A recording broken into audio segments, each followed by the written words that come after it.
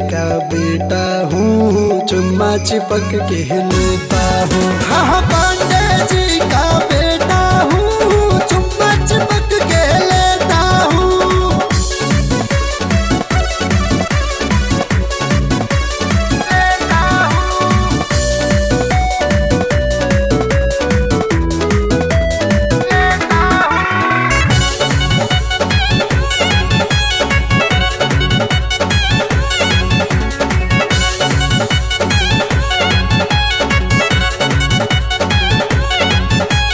नैन तेरा नखरीला है, दिल बन बैठा ये दीवाना रे।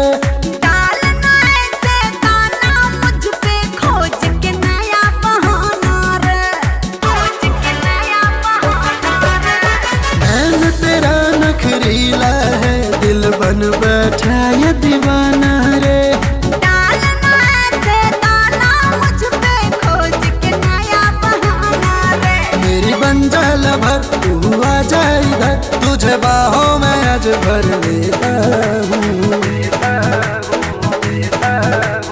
पांडे जी का बेटा हूँ, चुम्मा चिपक के लेता हूँ। हाँ पांडे जी का बेटा हूँ, चुम्मा चिपक के लेता हूँ।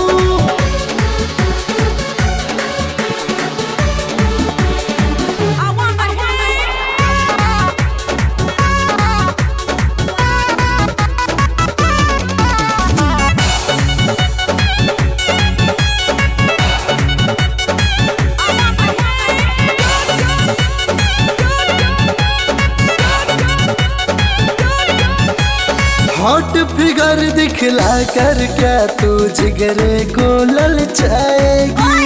तुम जैसे परवाने को ये परी हाथ ना आएगी, परी हाथ ना आएगी। हॉट फिगर दिखला कर क्या तू जिगरे को ललचाएगी।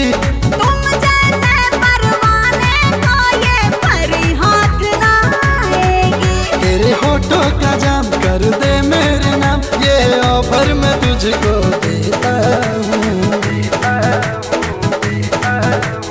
पांडे जी का बेटा हूँ, चुम्मा चिपक के लेता हूँ। हाँ पांडे जी का बेटा हूँ, चुम्मा चिपक के लेता हूँ। पांडे जी का बेटा हूँ, चुम्मा चिपक के लेता हूँ। Click on the bell icon to get regular updates from Venus. For more entertainment, log on and subscribe to www.youtube.com/VenusBhojpuri.